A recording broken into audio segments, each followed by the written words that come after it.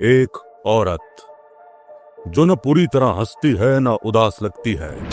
एक मुस्कुराहट जो 500 साल से दुनिया के बड़े बड़े फनकारों, साइंसदानों और मुहक्किकीन को उलझाए बैठी है। आखिर इस तस्वीर में ऐसा क्या है जो इसे आम पेंटिंग से अलग बनाता है?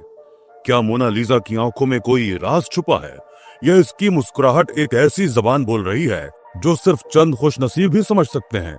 ये सिर्फ एक पेंटिंग नहीं, बल्कि एक ऐसी पहेली है जिसने पूरी दुनिया को अपने शहर में जकड़ रखा है। 21 अगस्त 1911 फ्रांस के कैपिटल पेरिस में मंडे मॉर्निंग का वक्त था।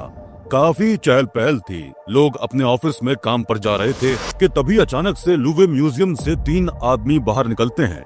इन तीनों ने पिछली रात म्यूजियम के अंदर ही काटी थी और अब इनके हाथ में थी लूवे म्यूजियम की एक अहम पेंटिंग, जिसको एक कंबल में छुपाकर भाग रहे थे।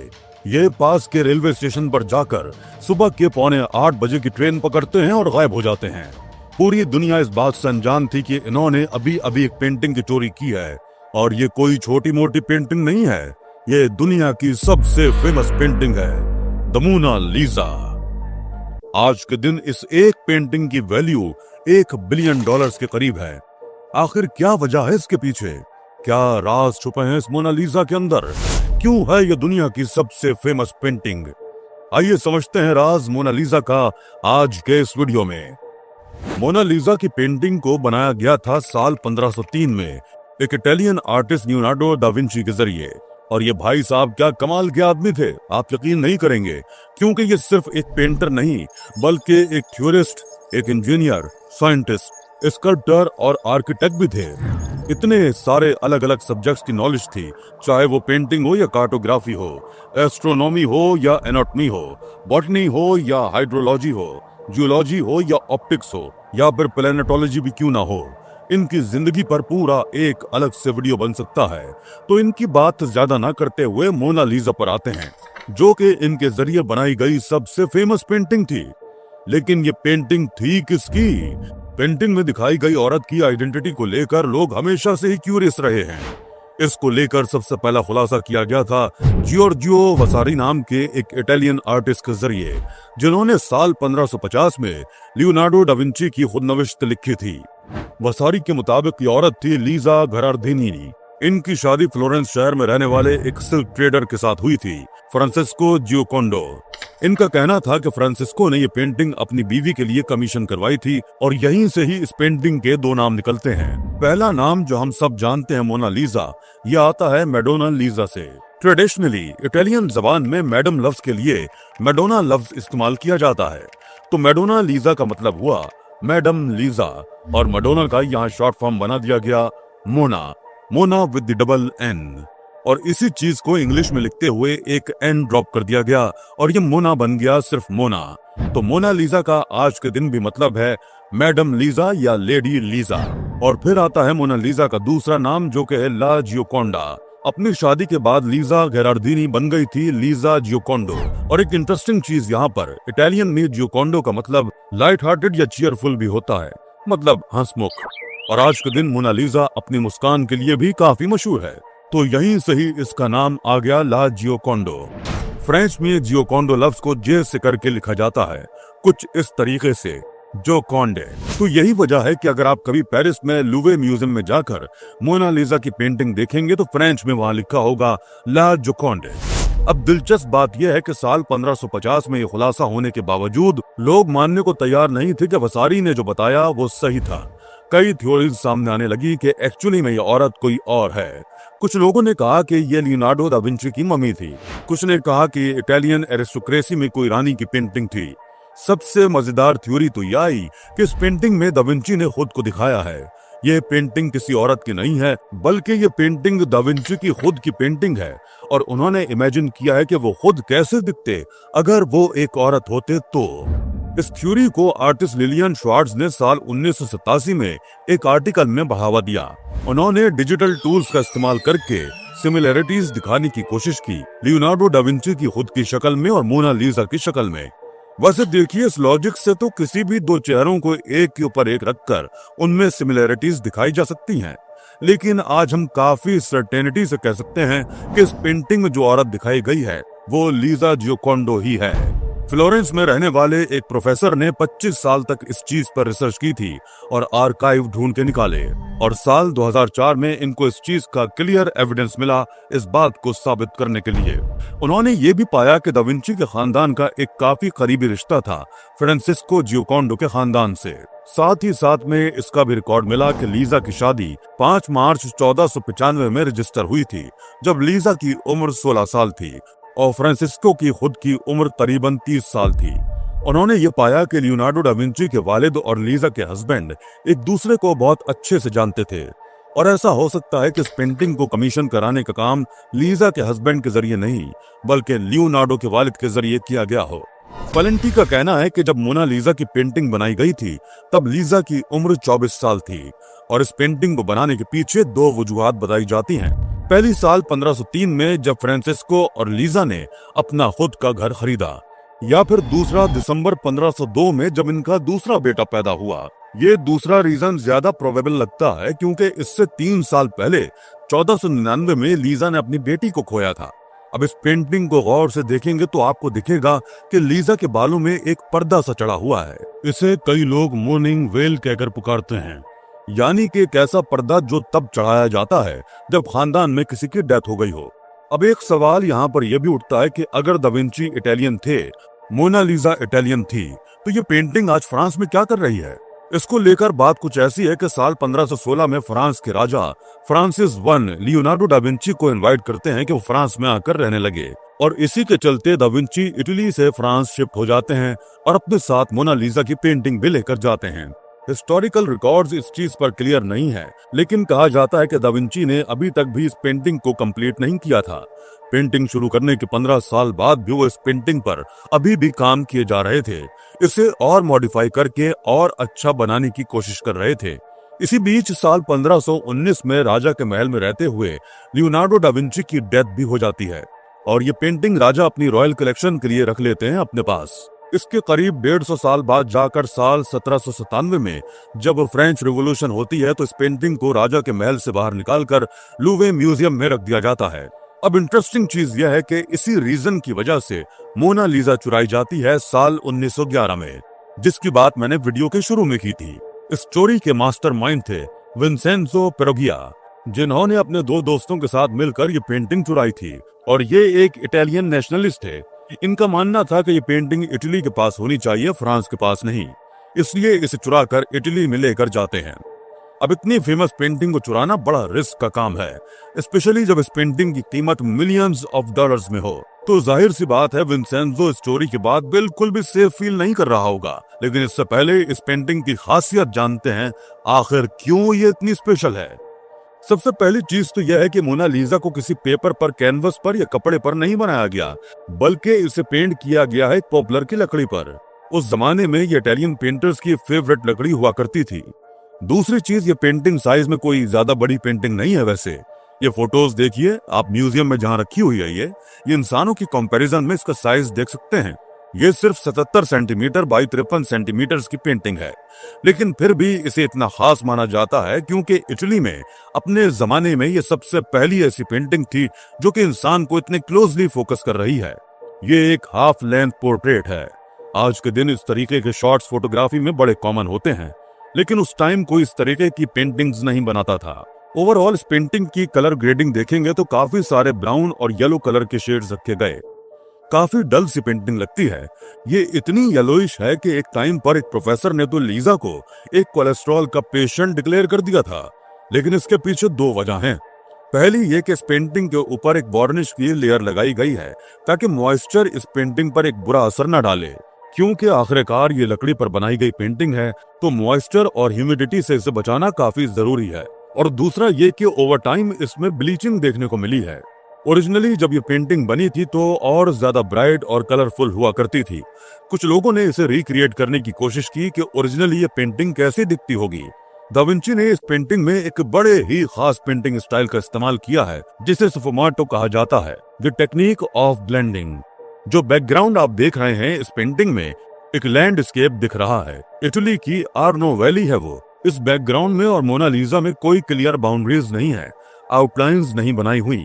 कुछ जगहों पे मोनालिसा के बाल लैंडस्केप में झलक रहे हैं। आउटलाइंस को ब्लर करना और कलर्स की ब्लेंडिंग करना, यही सुफोमेटो की टेक्निक है और यही राज है मोनालिसा की मिस्टीरियस स्माइल के पीछे। ध्यान से देखिए मोनालिसा की मुस्कान को। जितना आप इस मुस्कान की तरफ देखेंगे उतना ही ये चेहरा ज्यादा सीरियस दिखने लगेगा आपको। लेकिन अब मोनालिसा की आंखों में देखिए, अचानक से आप देखेंगे कि लीजा ज्यादा मुस्कुरा रही है। अब पेंटिंग के आप किसी भी और हिस्से में देखेंगे, चाहे वो बैकग्राउंड हो या फिर मोनालिसा का फोरहेड हो या आंखें हो, आपको ये इफेक्ट दिखाई देगा। लीजा का चेहरा ज्यादा मुस्कुराने लग जाता है जब आप मुस्कान पर फोकस नहीं करते। इसी मुस्कान को बनाने के लिए दा विंची ने सबसे ज्यादा वक्त लगाया था। उन्होंने कई रातें फ्लोरेंस के एक हॉस्पिटल में भी गुजारी, जहां पर वो डेड बॉडीज की जाकर खाल उतारा करते थे। वो स्टडी करना चाहते थे कि चेहरे के अंदर जो मसल्स और नर्व्स हैं, कैसे इनसे स्माइल आती है, कैसे मुस्कान आती है। उन्होंने अपनी किताब में लिखा था, the muscles which move the lips are more numerous in man than in any other animal. होठों के मसल्स को डाइसेक्ट करना एक्चुअली में इनके लिए बहुत मुश्किल हुआ था, क्योंकि यहाँ पर जो मसल्स हैं वो बहुत ही छोटे और बहुत ज्यादा हैं। इसी एक्सपेरिमेंट के दौरान दा विंची ने घोड़ों को भी स्टडी कर डाला। उन्होंने इंसानों के एक्सप्रेशंस को घोड़ों के चेहरों से कंपेयर किया। नोट्स में लिखते हैं, notice whether the muscle that raises the nostrils of the horse is the same as that which lies here in man. शायद ही तारीख में किसी और आर्टिस्ट ने एक घोड़े और इंसान की शक्ल को डाइसेक्ट करके ये एक्सपेरिमेंट किए होंगे। मोनालिसा की मुस्कान को लेकर उनका यह ऑब्सेशन यहाँ पर खत्म नहीं हुआ। इसके बाद उन्होंने ऑप्टिक्स पर भी रिसर्च कर डाली। उन्होंने पाया कि जो लाइट रेज होती हैं वो हमारी आंखों में एक सिंगल पॉइंट पर आकर मिलती नहीं है, बल्कि पूरे रेटिना पर लगती हैं। रेटिना के बीच का जो हिस्सा है, जिसे फोविया कहा जाता है, वो हमें बारीक से बारीक डिटेल्स देखने में मदद करता है। वहीं दूसरी तरफ रेटिना का जो बाकी का हिस्सा है, वो ब्लैक एंड व्हाइट और शेडोज चीजों को ज्यादा पिकअप करता है। इस नॉलेज का इस्तेमाल करके उन्होंने शेडोज पर इस तरीके से ध्यान दिया ताकि जब आप अपने पेरिफेरल विजन से भी मोनालिसा को देखें, मतलब आप यहाँ देख रहे हैं और मोनालिसा वहां पर हो, आपका ध्यान मोनालिसा पर ना भी हो, तब भी उसकी मुस्कान का असर आप पर आ जाता है। जब आप मुस्कान को करीब से देखेंगे तो आपको दिखेगा कि इसकी सेंट्रल लाइन एक फ्लैट लाइन है। यही वजह है कि जब आप मुस्कान की तरफ देखते हैं तो ऐसा लगता है कि वो एक्चुअली में मुस्कुरा ही नहीं रही है। लेकिन दूसरी तरफ सुफोमेटो टेक्निक के जरिए जो शेडोज बनाई गई हैं, उनके जरिए एक ऐसा इफेक्ट पड़ता है कि जब आप कहीं भी और देखते हैं तो आपके पेरिफेरल विजन में वो मुस्कान आती है और उसकी शेडोज झलकती हैं, और तब आपको लगता है कि लीजा मुस्कुरा रही है। अब कैसा लगेगा सुनकर अगर मैं आपसे कहूं कि मोनालिसा की एक पेंटिंग नहीं बल्कि दो पेंटिंग्स हैं। ये कोई कॉन्स्पिरेसी थ्योरी नहीं है, बल्कि ये बात सच है। मोनालिसा की पेंटिंग जिसे हम सब जानते हैं, उससे ही मिलती जुलती एक और पेंटिंग बनाई गई थी उस टाइम में। उस दूसरी मोनालिसा की कहानी शुरू होती है साल 1504 में, जब राफेल नाम के एक और लेजेंडरी आर्टिस्ट ने पेन और इंक के जरिए एक रफ स्केच बनाया था। ये स्केच कुछ ऐसा दिखता था, और इसे लूवे की मोनालिसा से कंपेयर करेंगे तो एक बहुत बड़ा डिफरेंस दिखता है। राफेल के स्केच में दो कॉलम्स दिखाई देते हैं मोनालिसा के पीछे। यहाँ रिसर्चर्स को लगा कि राफेल ने अपनी ड्राइंग एक्चुअल मोनालिसा की पेंटिंग को देखकर ही बनाई होगी, तो इसमें कोई बड़ी चीज नहीं है।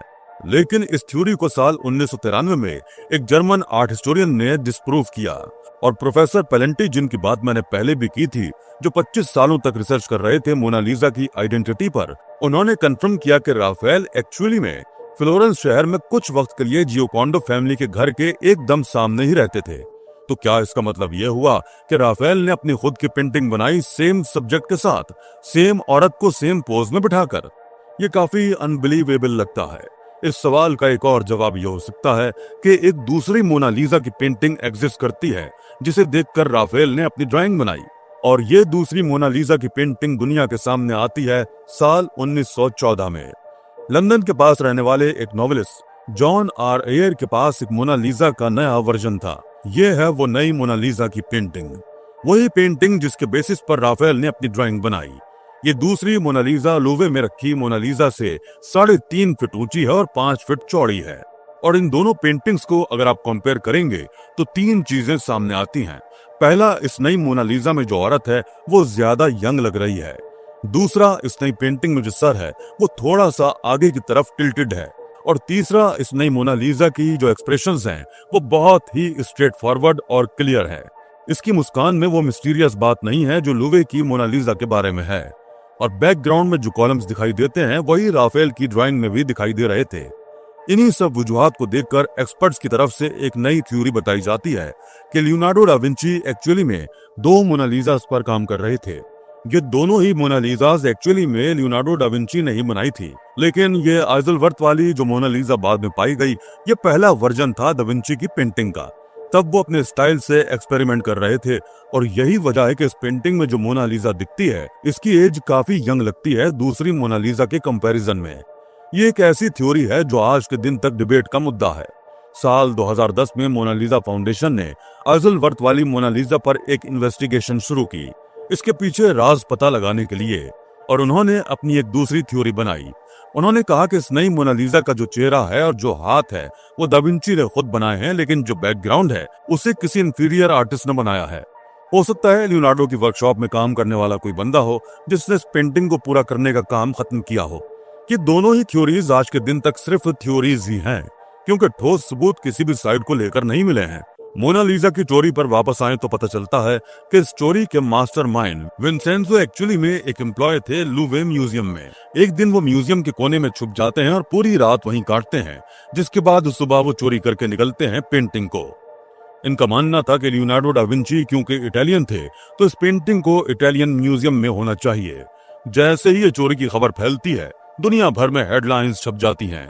50 डिटेक्टिव्स इस काम पर लग जाते हैं कि किसने चोरी की उसे ढूंढ कर निकालो, लेकिन कोई ढूंढ कर नहीं निकाल पाता। 2 साल तक पेरुगिया इस पेंटिंग को अपने पास घर पर छुपा कर रखते हैं। वो सोचते हैं कि क्या किया जाए इसके साथ। पूरी दुनिया इसकी खोज में लगी है। फाइनली वो इम्पेशेंट होकर इस पेंटिंग को बेचने की कोशिश करते हैं। फ्लोरेंस शहर में रहने वाले एक आर्ट डीलर जियोवेनी पोगी को पेंटिंग बेचने की कोशिश की जाती है। जियोवेनी सस्पिशियस हो जाते हैं और पेंटिंग पर पीछे लगी स्टैम्प को देखकर कंफर्म करते हैं कि यही चोरी की गई पेंटिंग है। इन्हें दुनिया का मोस्ट वांटेड सामान बेचा जा रहा है। इसी के चलते विंसेंजो पकड़े जाते हैं और उन्हें 6 महीने की सजा होती है। पेंटिंग को दोबारा से लूवे म्यूजियम में लाकर रख दिया जाता है 4 जनवरी साल 1914 में।